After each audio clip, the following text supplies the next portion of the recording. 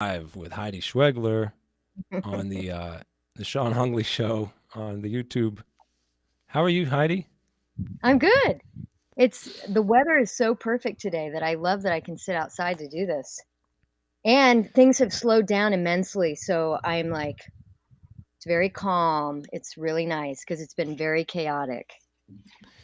Good. I have gratitude for my basement studio space where I can avoid the cold. Yeah, you don't have to do this outside. No, that would be. I used to do that a little bit. The outdoor podcast recordings. Nice. Um, Tell the people who are tuning in who you are, where you are, where to find you at the top of Well, this show. um, let's see. It's probably easier to find me virtually than it is in person because I kind of live in the middle of not really nowhere, but it's definitely rural. So I'm Heidi Schwegler. I taught college in Portland for 20 years, and then impulsively decided with my husband to pack up and move to the Mojave Desert. So we bought basically a junkyard, about 2 acres of junk, and a house in Yucca Valley, California, which is right next to Joshua Tree, about 2 hours east of LA. And I got to work and I cleaned the property, filled about 7 industrial dumpsters, which are about 20 feet in length, just to see the earth, and started building the program. So I am now the founding director of Yucca Valley Material Lab, which is an artist residency and workshop program based in Yucca Valley where artists come stay for 2 to 3 weeks and they learn something new, or you can take a workshop and learn something new. So it's really about getting out of your comfort zone and learning a new material and being in this amazing, incredible, brutal, and beautiful desert. I have no regrets. I am so happy here. And yeah, I mean, I joke about the virtual and actually visiting, but we actually do get a lot of visitors because, Joshua Tree is right next door. And so I give about 2 to 3 tours a day or a week, and I always welcome people coming down to visit because it is really quite beautiful. But a lot has happened here on this property, which I can tell you about. Yeah, that's great. There's so much to get into with all that. Yeah. I love it. I'm very impressed with what you've pulled off. Um, Great job. I haven't seen it yet, so Oh, so how to find me? I mean, to find me virtually, if anybody is tuning in and they want to check it Oh yeah, out, that. I put together some pictures. So if, we do get to that, I can show you the property, but you can also see a lot on Instagram at Yucca Valley Material. And we also have a website. I say we, but it's all me. So Yeah, Yucca Valley Material the royal we. .org. Or HeidiSchwegler.com. You can connect all of it Yeah, and then my studio and look at work. her art. Yes. Um, yeah, it seems like your timing was amazing. Like Oh my I'm God. trying to remember, it was like 2016 or 17 that you pulled It out was of Portland. 2018 when we decided. And Oh it was really? it was a hard decision because I had been at Oregon College of Art and Craft for 20 years. It was like my family. But things had changed in higher ed and the tuitions had become so high that it had really, become a service industry. It was very different than when I first started 20 years prior. So I was pretty ready to go. My husband's from Yuma, Arizona, desperately missed living in the desert. So we left in 2018. In 2019, OCAC closed, or was it 2020? And then the pandemic, the apocalypse hit. So I would have had to leave or rethink my life anyway. I just happened to do it a year before it actually happened. Yeah, and So Joshua Tree it really exploded. exploded with the No. lockdown, people getting out of Not LA. only that, Joshua Tree National Park did a really good job marketing the park about starting probably maybe 10 years ago, 5 years ago. And it has just become so popular so that the timing was really good for the park too. So when COVID hit, everybody in LA came out here and realized that they could work remotely in this really beautiful place and wake up every morning in the desert, the sunsets, the sunrises, the animals. And a lot of people have bought during the pandemic, and I have very, very mixed feelings about that. And I have whiplash from the amount of change that's happened in the last year. All the properties around us now have sold. It's funny because you kind of left Portland in part because you watched all that go down, right? You kind of were Yeah. like watching Portland change, go, Oh, it's not yeah. it's not exactly Yeah. my place. That's how I felt when I left. At the same, Yeah. I left in 2018 as well, like January 3rd. Oh, wow. It was the Yeah, same year. I thought you were sooner than that. I Uh-uh. guess I visited Joshua Tree before that, so I saw the trend coming. I don't know. Um, Wow. Too bad you didn't buy. I uh, mean, you can't buy property here anymore, and yeah. I don't know how long it's gonna last, but it's definitely a different town just in the span of 3 years. I mean, I'm seeing the same kind of thing happen in Philly where I'm Are at, you? so I'll benefit from that the house from the property Oh, good. that I got here. But I'm trying to pull a move more like you. I want to get now out. I got my sights set on country property between New York and Philly. Mhm, So once you get west of New York, right into crossing over Jersey into mhm. Pennsylvania, there's actually some remarkable opportunities right now, and I don't know how long that'll last. Especially now that you're releasing it to your huge fan base, everybody's gonna be buying. Yeah, and they're gonna be yeah, yeah. Thankfully, That's nobody's exciting. It's going to really I never shift thought the I would market. leave the urban sort of existence, but living out here it's been incredible. Yeah. So, I mean, do you feel more self-sufficient? Oh my god. I mean, I always knew I was kinda self-sufficient, but I didn't know to this level.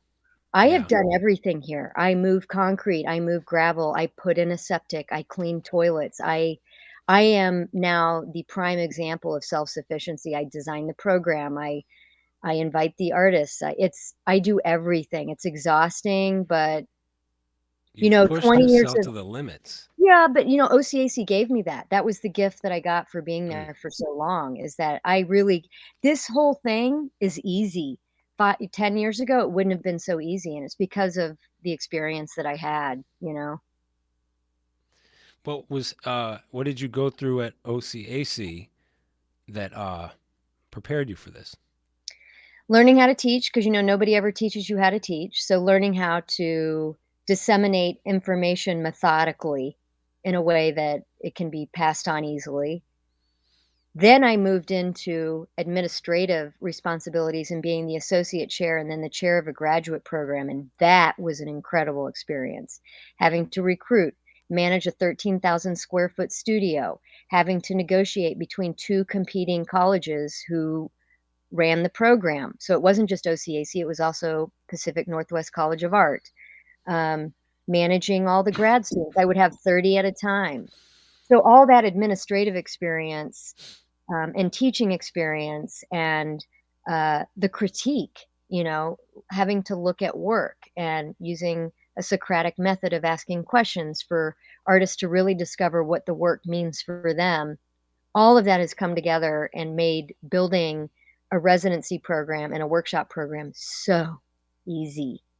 And now what I have to do is more clearly define what this program is so it's more seamlessly tied to my studio practice. Right now, they're still kind of separate, and I need them to be more conceptually woven together. So that's the hard part now.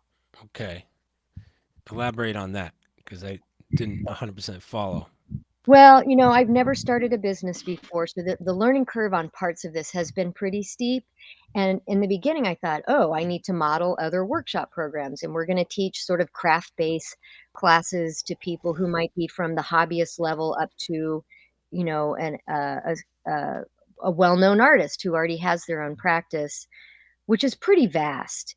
And then the artists I was bringing in for the residency program was also a major range in terms of experience and what they how they thought about their practice. And what I've come to realize is the more it's like me and what my studio practice is, the more invested I'm going to be in this program. So I mean, I don't know how to really articulate, because I'm really now just kind of realizing this, is that I need this to be more of a collaborative sort of program with me and my studio.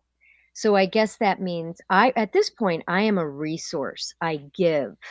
I give the space, I give instruction, I give opportunity to the artist. And now what I want after 3 years of running it is I want the artist to give back to me and to my studio practice as much as I'm giving to them. What does that look like? I don't know yet. It could be conversation. It could be uh, just a level in terms of how do we think conceptually about our practice. So a likeness or a similarity. I don't know if any of this makes sense, but Well, from I don't know a whole lot about studio practices, fine arts. I'm kind of a gutter dog or something. yeah. Um, I feel like I feel like there's a lot to learn about what you're talking about. But I'm more familiar than the average person, right? Uh-huh. Because I've been to all these festivals and have written. I had my arts blog, so I'm Yeah. very familiar with the scene and the people, the way the vernacular way people talk, present ideas in art. But a lot of people, I guess in theory, if I want to have a broad audience someday, then they're gonna have to understand what it means to be a studio artist. Like Mhm. it's kind of, and you are particularly unusual. I don't even know what to call like what you do. Um, what you're. It's Like what I make? Yeah, because I Okay. was thinking at the beginning when you had to clear away all that trash, I was thinking how much of that became your art. I know. And you know what? I have so much regret because I was so panicked in clearing the property that I was just like, get rid of all of it. And now I really regret it. And I tell Yeah. anybody who's starting a massive project that they're intimidated by to slow down, because when you get through it, you're going to miss it. And I'm now nostalgic for that time because I rushed through it so quick. But let me give a really good example because I just forgot. I'm not talking to all visual artists, so not everybody's going to understand what I'm talking about. I I, wanted to, yeah, do you have a picture? Do you have something to show? Because I oh, could my work? I could I wanted to even look I was thinking about going to your website and Yeah, you sharing can go to the this. website because I work with a lot of trash. Especially now, I've been working with a lot of things that I find in the desert. And I'm really interested in, let me give one really good example. I was in China on a residency and I felt very, very alien there because I couldn't speak the language. I looked very different. I was living next to a hutong, which is an old style village. So it was very foreign for me. And I came out one day and the pollution was really bad. So I had a hard time seeing. It was super humid. And I looked down at the end of the hutong and I saw this thing that was so big, my whole body just kind of shuddered because I didn't know what I was looking at. So I had to try really hard to look. And when my eyes came into focus, I realized I was looking at a really large stack of cardboard boxes. And it was sublime because that experience allowed me to see an object again for the first time. And I feel like that's what I'm doing with all of my work. If I can show you a twisted water bottle and allow you to see a water bottle in a way that you've never seen it before, but you know it's a water bottle. To me, that's beauty. That's sublime, and that's what I try to do with all of my work. And I do Uh, that through trash. I think it is a great philosophy and a Zen kind of experience if you're open to it. I think there are some people who are going to look at the water bottle and go, "What the hell is this?" I don't know. They haven't seen my water bottle, and it's actually on the website if you're able to see Yeah, that. But I know. I was getting distracted trying to do. Am I not able to share a screen here? Because I haven't yet paid for this platform, and I oh, think maybe I'm at that's a point yeah, now where I have to pull the trigger on paying for a platform. yeah. 'Cause you get more features, and I could have multiple guests. Anyway, I'm trying to share the screen, and I for some reason don't see. It says upgraded pro plan to unlock this feature. I Oh, thought I had set that up before, but they can change terms of service whenever they want. Like change that rule. Oh well, So that's too bad. I mean, anybody watching this though could go to HeidiSchwegler.com and it's on the first. Um, yeah, it's there's a under ton of the stuff there. yeah. Um, Going back a long ways. Are you still with Up For? Are you Foreclosed. independent? Well, I'm right now. I'm kind of working with Mark Moore, who is mostly virtual. He no longer has a brick and mortar, so I have an artsy show with him right now. And I also just about am about to open a solo show at Gray Contemporary in Houston, which opens on Saturday. So at this point, though, I'm not quote unquote represented by a commercial gallery, but I think that's definitely my And goal. help me understand. Okay, you do want that. Oh You want to yeah, be yeah, represented. sure. Can you help me understand what that relationship is like? Because Mhm. I didn't really understand it, but there's something I watched this movie. Do you remember this movie called Untitled? It's great. Oh, It makes fun of contemporary art, the oh whole God, I'm gonna contemporary have art to watch scene. Yes, it's very funny. Adam Goldberg. Um, yeah, he. So if you're hip to the contemporary art scene, then you totally get all the jokes in the movie and kind of what they're looking at. And I realized I didn't understand the dynamics that galleries had until I watched that movie. I didn't start thinking about the dynamic galleries had with the artists that they work with. And then when you did that little thing at the excuse me, at the Through Gallery, it. Through Hmm. Studio, and you were like dealing with issues of, oh, can I use this video clip, blah blah blah. Yeah, um, I didn't know it was like that. It's like an agent. It's almost like an agent with an actor or a manager. It's interesting. It's almost like you have the way that like actors and musicians have managers and agents. yeah. I mean, they're your advocate, and because of that, there's a sort of exclusivity in terms of you know um, how much are we sharing and how much is mine. I mean, I didn't have commercial representation for a really long time, and I really just stuck with alternative art venues, whether it was an artist run organization or something like Disjecta, you know. And that, I mean, that's great. That's a great way to show your work. And that also means that it's just you. So you really can do whatever you want. You don't have to think about the market. You don't have to think about the sellability of the work that you're showing. But having commercial representation is a nice sort of balance to that because it is a part of the market and it is a good way to sort of sustain your practice if you can sell the work. And it is a good sort of bullhorn for your work because they're going to have a much larger network so they can share your work much more than I could as an individual. So there are a lot of pros to having that kind of representation, but that means that it's a shared relationship and you have to discuss where and how the work is showing and so forth. But I mean, it's worth that, I think, for sure. Relationships are hard.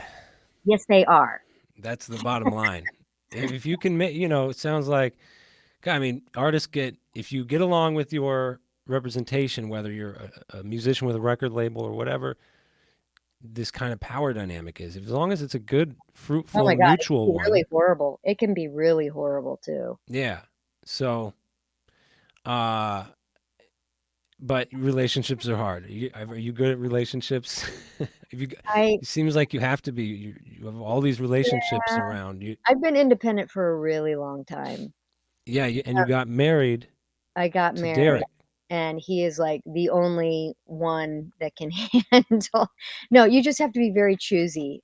What was that, my favorite movie, Let the Right One In? You just have to let the right one in, and everything will be fine, and that is going back to the beginning of our conversation, how I'm really thinking about the residency program. I just have to let the right ones in, and they're the ones who speak my language, and, maybe there's more of a kinship in terms of loving to explore new material, and, yeah, So they pay for the residency, right? not anymore. Not I'm now anymore. fully funded.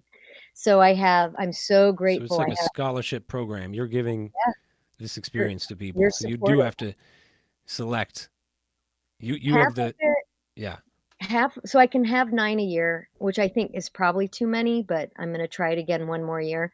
5 come from Oregon, and they're supported by the Ford Family Foundation, so they get a stipend, so their travel and their materials are covered, and they get to be here for 2 weeks, and then they go to Venice, California at the Iris Project residency for 2 weeks. So it's a shared urban and rural experience. And then the other 4 are supported by a private donor called the Brutus Fund, and that's invitational. So you don't apply for that. I just seek people out for that. And it's 3 to 4 a year, and one of the year be a musician, because Derek's husband's a musician, so he wants to be more invested. Um, That's so great. yeah, but you don't have to pay anything. And then Bulls Glass, if artists are interested in working in glass, they donated $1,000 of glass for 4 artists. So they get, because glass is very expensive, so it's a really really amazing gift. Okay. Um, that's great. It's really cool. And before, so people were paying, but you probably Yeah. didn't have enough room for everybody that wanted to do it, or how? Right. I mean, I have so many people, especially during the pandemic, the residency program exploded. Everybody wanted to be here because they could teach from anywhere or work from anywhere, and it's really beautiful here, and it's easy to be here, and it's rural. So if you want to be anywhere in a pandemic, this is where you want to be. And I had to start saying no. And there were a lot of sort of pay to play residencies where people would pay the full amount to be here, which is not cheap because it's instructional. You know, I bring in an instructor to teach them something new. So it's not an inexpensive residency, but they get to stay in these really beautiful campers. Um, but I've stopped the pay to play residency. I can't, I have a studio practice, so I need to be able to make my sculpture and have this business going. And it was becoming 24 hours nonstop having to help artists, and it was too much. So I'm definitely learning on the job. Yeah. It kind of makes me think about uh, the Vipassana meditation Oh retreats. my God, that would be amazing. Where you don't speak? Yeah. Well, you got one there in Joshua Tree. It's Yeah. not the Goenka Uh-huh. brand, but oh no, there's one. There's a Goenka brand, and then there's another one. My friend JP, you know JP Yeah, yeah. Jenkins. Oh, yeah, I saw him down here. Yeah, he Yeah, he was teaching, or not yeah. teaching, but managing one of the sites there. Yep. Uh, for the alternative to Goenka. Um, but but it just made me think, like, in that program, you aren't entitled to much because you don't pay anything until you're done, until you finish it. So people that come in and pay for a meditation retreat feel that they're entitled, right? It's like a vacation, right? They ask But about thread count. They ask about the kitchen facilities. Yes. Vipassana, the Goenka, at least is the one I've experienced with, it treats it much more like a school, that you are there to learn this technique and you have 10 days to do it nonstop Uh-huh. pretty much. And and you're not going to pay for it until you're done. So that relieves the management of the burden of, like, these people Interesting. that feel entitled to a certain experience. And then at That's the end, interesting. so I feel like that's kind of what you're doing. You're relieving yourself of this burden of, like, people that, hey, I paid good Oh, money. totally. Now that it's funded, it's not as, and that's what I ran away from higher ed. The service industry aspect to education is bullshit, because you lose the ability to provoke, because it's not about being uncomfortable and provoked. It's about, I need to get this. I see the end result. We need to get there. I need to get my degree. I need to make this object in glass. See you later. Rather than it just being this Process. untethered experience of process where you don't know where you're going, and you may walk away with nothing physical. And that's the artist that I want here. And it took me 2 years to be able to really define that. That's pretty groovy. Yeah. Um, are you?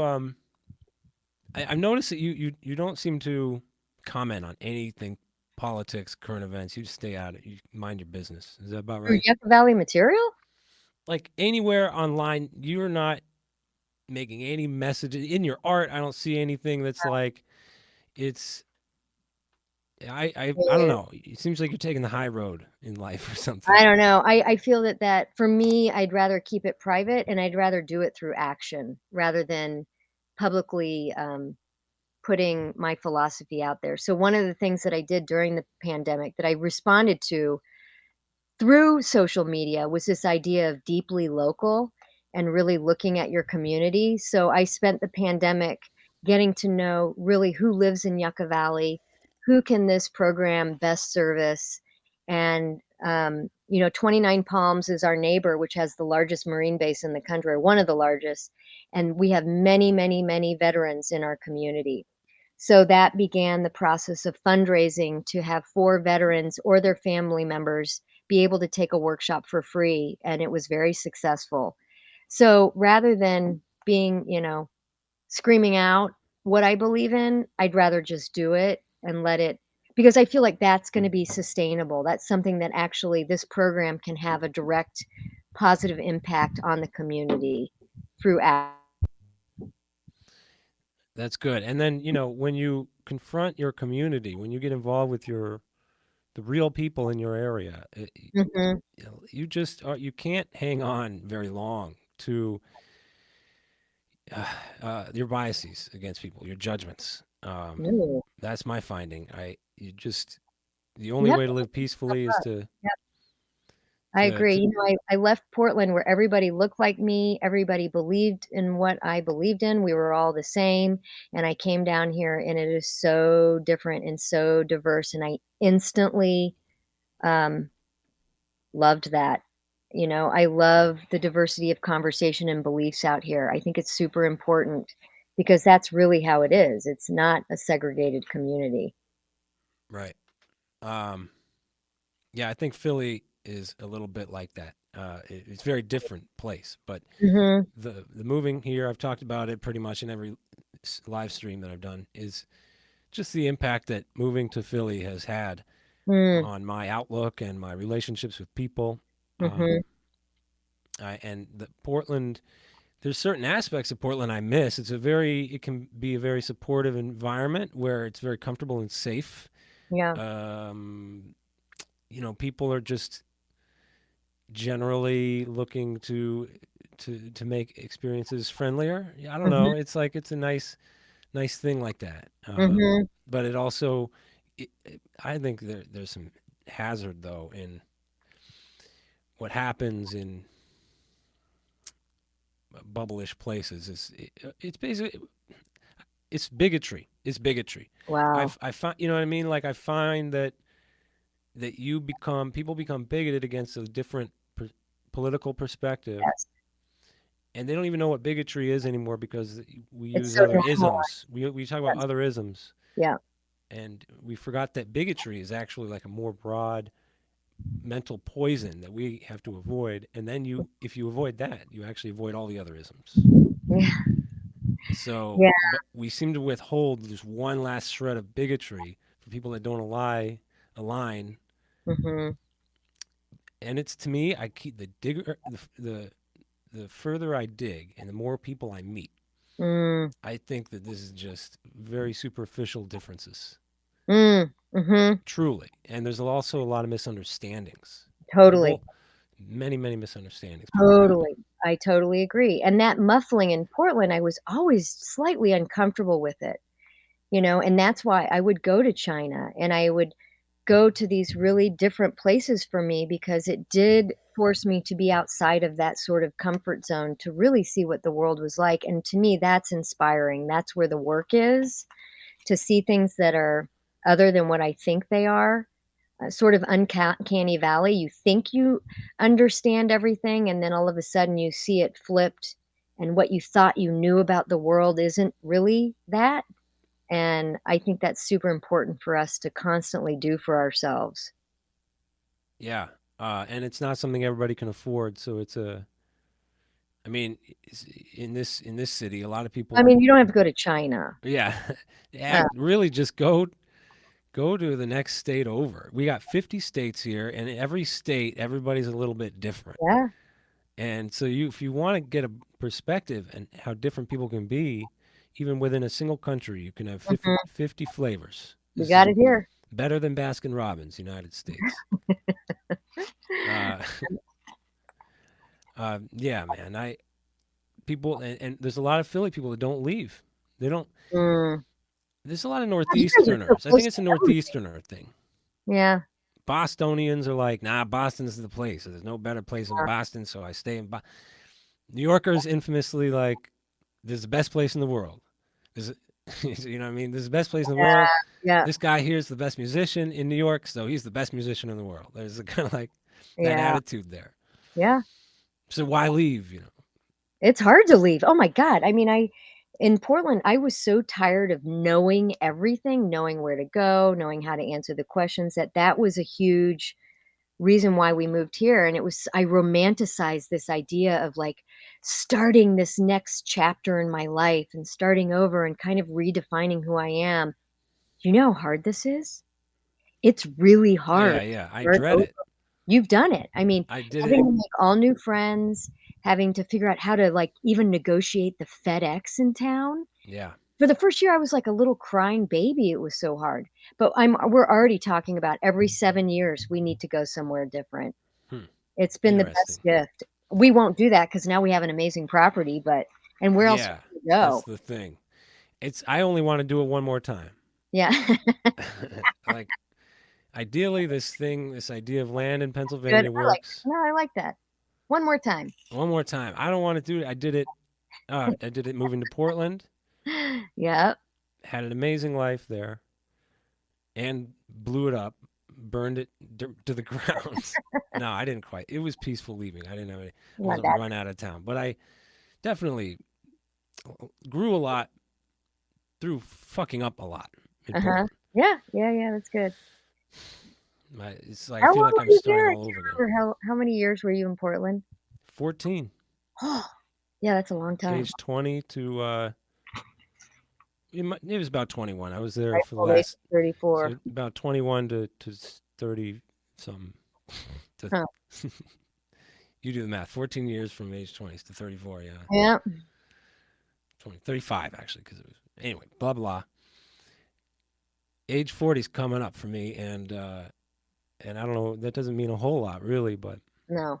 it is a milestone kind of thing. It does put into perspective. It could be halfway over or less by now, probably. It's a good chance of it. I'm 54. I'm only halfway there, man.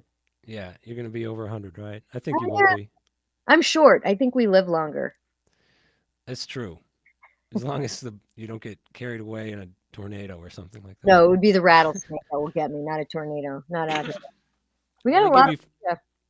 both give you fair warning. Not the green Mojave. What rattlesnake? The green Mojave is the deadliest rattlesnake in North America, and it lives in my hood. And they have learned to not rattle. There is no warning. One bite will kill you. We found one about 10 feet away from my studio when we first moved here. But they can be relocated. You don't have to kill them. You just have to pay attention. Do you have snake bite juice? Do you have any kind of That techniques? stuff is bullshit. I mean, the green Mojave, one shot of the antidote is about $1,000, and it lasts only so long. So it's not like you can just keep it in your fridge. Wow. No, you just pay attention. You clean up the trash off the property, and then you can see everything, and it's fine. And they're hibernating right now anyway till April, so we're safe. Do you have to walk around like in Dune in some special kind of I have dance? I have Kevlar covered shin guards that I never wear. Right. But they're snake proof. Right. No, I think they were a joke gift, but no, it's pretty hardcore out here. Yeah. So did the population like double? They haven't changed the sign. You know how you drive into the town, it says population. It still Yeah. says, I don't know how often they update those. It was 21,000 when we moved here. And I got to tell you, the people who have moved here, they're not permanent residents. It's all Airbnb or weekend homes. And it's that because they will have galvanized fencing around their property. They're taking the LA sensibility and they're bringing it out here. It's totally ridiculous. Galvanized fencing. Is that the It's the bane of my existence. Is it like that plasticky? It's that corrugated, shiny metal, which is so not conducive to the desert. And everybody's fortressing off their little section of the desert, which stops the animals. It's reflective. It's really fucking ugly. And it like blocks your view of this amazing desert. I am so against galvanized fencing, and it's coming up everywhere. Comes back to that idea of like when you paid for it, what you're entitled to. Yes, it's so Uh, true. uh, Ownership yeah, and and I'm not. I am paranoia. very A lot of for paranoia. property ownership. I'm very for that. There's some people these days that are getting crazy ideas like nobody should own anything. Oh, I don't. no. I just don't think you have to make you know what someone told me that was so beautiful? She was from India, and she said the way, historically, we used to mark our properties are through moats. They're negative. You don't see them, but they exist when you walk up to them. Out here in the US, we're positive. We want everybody to see the symbol of the fact that this is where my property starts and you do not belong here. I love the idea of a negative property line. Interesting. Yeah. Um, well, I don't know. I don't have any questions lined up. I'm just kind of Oh, thinking about what it's like out there. I wish we could share the screen because I I would love to know. show you how pretty it is here. I have now 4 campers that are 3 of them are functioning, that are, totally redesigned into these really otherworldly spaces to live in. Um, and I started a gallery in a water tower, so it's a little micro gallery called Lazy Eye Gallery. Did you know about that? No. Oh, so there was the original water tower on the property was rotting because that's how they used to get water. It would be gravity fed into the house. So it hadn't been used in years and it was rotting. It was full of rat poop. So during the pandemic, I cut off the roof and we rebuilt it with a ladder and cleaned up the inside. And I now show mostly LA based artists in this micro called Lazy Eye Gallery, which you follow on Instagram, and that's property too. So the 2 acres here, basically, it's a place to make, it's a place to really think about your work, and it's a place to show the work. So it's like I got all the boxes checked. That sounds dope. It's pretty I dope. That sounds great, man. I've been busy. I've been very busy. Yeah. If it weren't for this pesky pandemic, I probably would have Oh, Sean, you're been always out there welcome by now. here. Yeah, you would I think, just coming out here for a week and staying in one of the campers is it's, grounding. You get to hear the coyotes every night. I have 2 roadrunners that were born on the property, so I've been feeding them ground beef, raw ground beef. You want them around because they're the fiercest predator of the rattlesnake. So now Chica and Pepe follow me into my studio, they hear my truck coming, and roadrunners are like the weirdest creatures I've ever seen in my life. They're amazing. So, yeah. And, everything pokes you out here. Everything's really sharp. You could get Yeah. stabbed at the drop of a hat, and the sun is very intense, Um did, but I love did it. I miss something? Were you hanging out with roadrunners? I have 2 baby roadrunners that live on they're like our pets. Because when yeah, because immediately I thought of dogs, but then it's hard to envision roadrunners You know what they hanging look out. like? They look like little birds. They don't look like the Huge. cartoons. No, but they make really funny sounds, and they're very aggressive, and they love raw meat. Yeah, and you feel like you build a rapport with them Oh my god. I in a pull into the personal way. driveway, and they come running after me. I mean, it has nothing to do with me, it's the fact that I Feed have them, a constant supply of raw meat. right? You But don't it's think they look you in the eye and recognize you? "Oh, Heidi."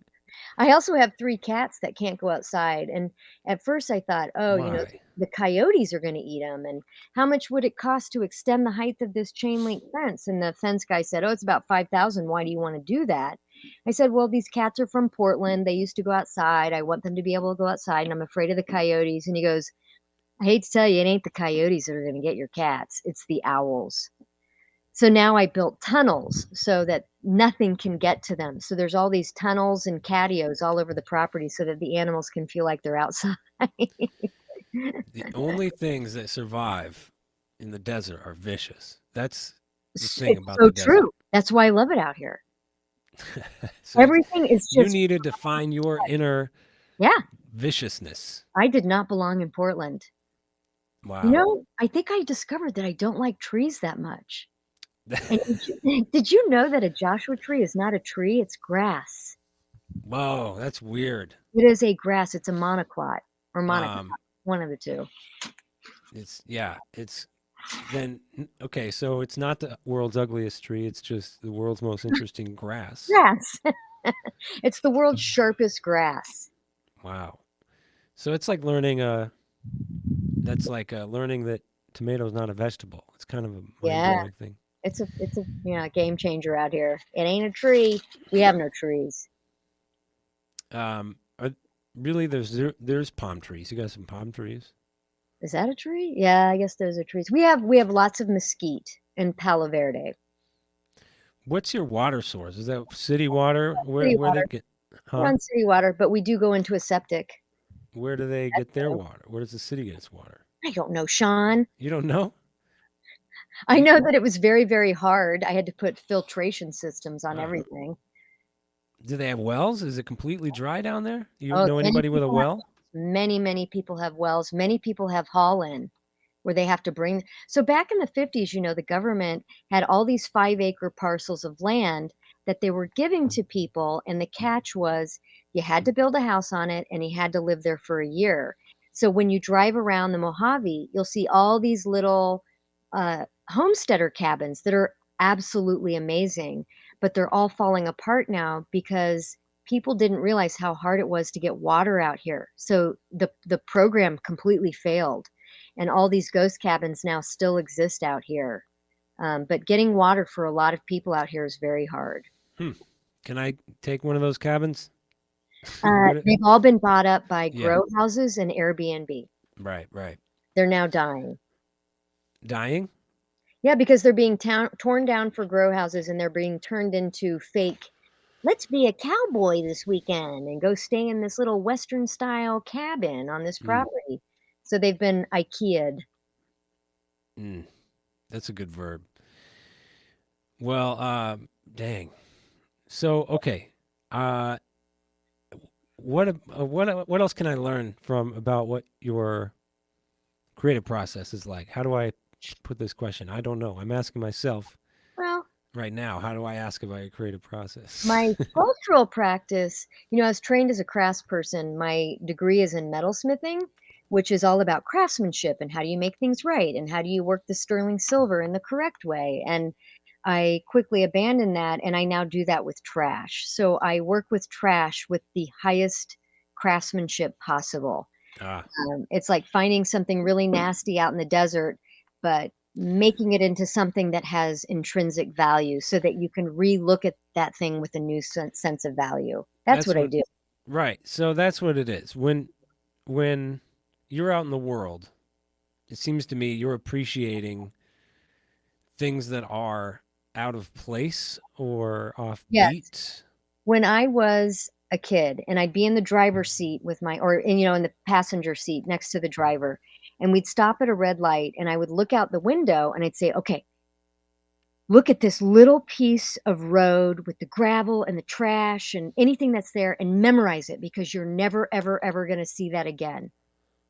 And then we would drive off. So I've always been interested in the non site, the site that we ignore, and these other things that I call the peripheral ruin. So there are all these moments of ruin on our periphery that we totally ignore, but I'm very sensitive to them, like a stuffed animal in the gutter, or in Portland, a rotting mattress leaning up against a garage. You would It's lose your mind in Philly. I bet I would. I need to come out there just to get some more stuff. Are you One of my kidding? favorite You towns would is be Albany, New York. It's yeah, full of I stuff think you'd like be completely inspired by this that. Oh, totally. environment. Well, the desert has it here. Yeah.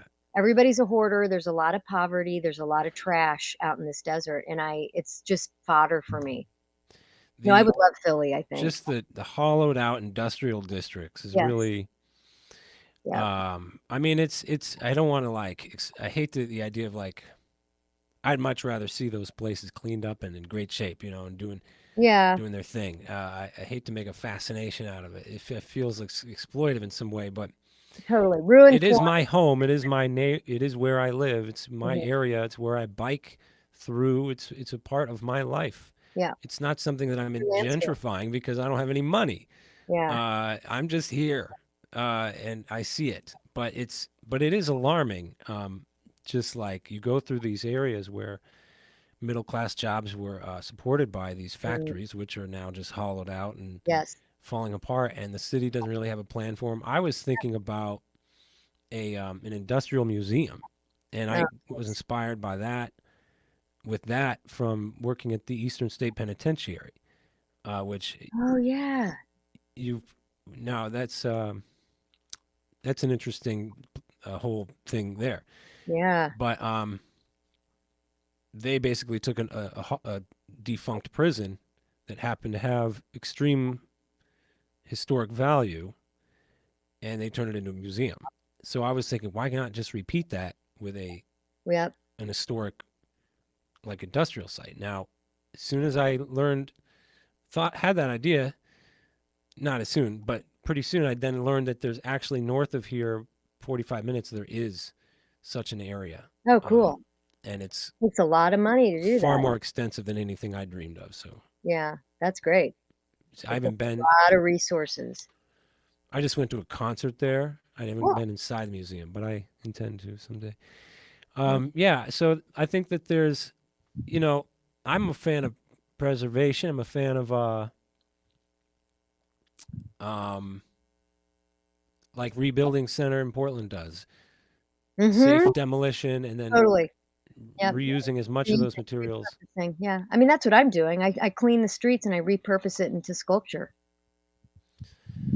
Yeah, you clean the streets. I'm a Oh, there street. goes Heidi with her truck picking up the There's that trash. crazy girl with her backpack.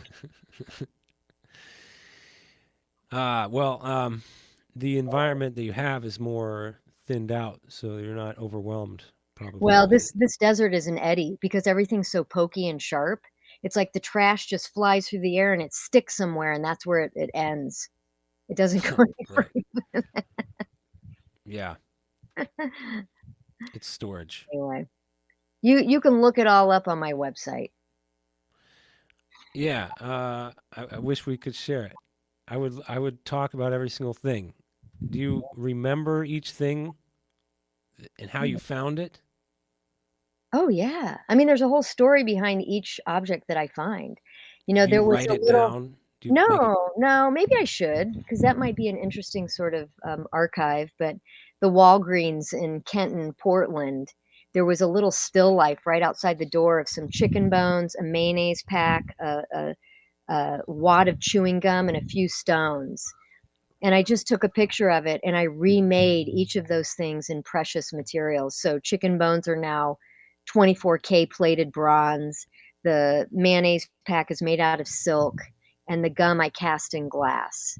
So it's like these little still lives that we find out in the world that I'm then recreating with precious material. Um, who is your biggest critic? Who's ever looked at that and said this is insane or something? Has anybody come along and said something like that? No. Nobody? Nobody criticizes anymore. Now it's just about kind of positive affirmation. I think the critic has kind of gone away. Do you do you want there to be a critic? Oh, yeah, I mean, when you have a studio visit, it's always important to get some kind of productive feedback, and if someone's just praising you, it starts to feel like bullshit, you know? It's hard to hear, but it's so important. I'm a critic. I'll do it all day. I don't really know, I don't know how to make a value assessment of what you do, but I look at here's what I would look at personally. Respond. Like I would look at like for example, I'm thinking of that trash can Uh-huh. that's bent and it's part of an outdoor exhibit, I Oh, think. yeah, yeah, yeah, yeah, yeah, yeah. And I mean, I can look at it right now and try to describe it, but which one is that in? Is that in That would be gurgling? under fugitive bits. Fugitive bits. Okay, so there's the trash can and uh and it's actually been fixed to a pole, and you know, I don't see it up close, but from the picture I can tell that the paint job you did on that is a fine paint job. If It's that an were an auto industrial. part or a fender, it would look, you know what I mean? It look perfect. It was powder coated, so I use an industrial powder coating service in town. He's my new collaborator. He crushed all that chain link for me with his forklift. He's awesome. And then I powder coated it all in mauve Okay. or mauve, however you like to say it. See, that's where I think the expertise is, and what you would judge this work on is like how how high quality is this Nice. coating? You know what I The mean? craftsmanship, Sean. Yeah, That's what I'm talking about. That's working trash in a very, very crafted, skilled way. right. Are you trying to be ironic, or do you is it, as you put it, That's part of you're it. trying to look at daily objects that are cast aside and bring them attention so that I am trying to suture violence and tenderness in one object. that's That's sweet. my ultimate goal. That's And I'm trying to be ironic and funny too. so you do have a sense of humor Hell yeah, I hope you about what you, I know you have a sense of humor, but yes. um I mean, everything's about your absurd work. anyway, so the whole thing is absurd. That's good because that's okay. So that's the other thing. You you are so serious about taking this. I'm only going to talk about this one piece. Uh-huh. You're so serious about this piece of contorted, twisted out metal and making it look, um, well, just making it look exquisite again. You're Finished. so Yeah. serious about that. Uh-huh. One could think that you take this so seriously, you don't even see the humor in what you're doing. Oh. But you do see the humor in what you're doing. Yeah, I think when people acknowledge what it is that has been done so well, they see the humor in that. I mean, how can you not look at crushed barbed wire and chain link and not acknowledge that that is completely absurd and ridiculous that I even did that. And then I took the care that I did in making it beautiful. I don't know. I think what it is that people don't want to have fun. Could be. Because it's fun. What you're doing is fun. Yeah. And so if people want to take it too seriously, they'll cease to have fun with it and they'll Mm, miss the whole damn point, won't they? yeah, totally. Well, they'll get some point, and that's all that matters. Well, right. That's the thing about art. No matter what happens, If they respond, that's great. if then they're not a vegetable. Exactly. Yeah, that's the bottom line. It doesn't really matter.